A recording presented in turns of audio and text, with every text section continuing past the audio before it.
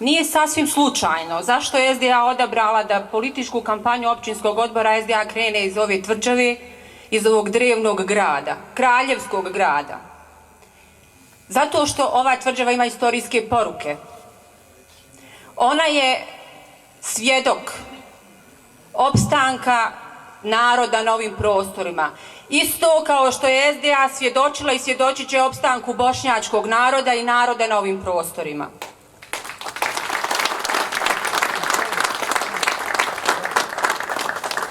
Ova kula ima još jednu poruku. Ona je za vrijeme Osmanskog carstva bila politički zatvor.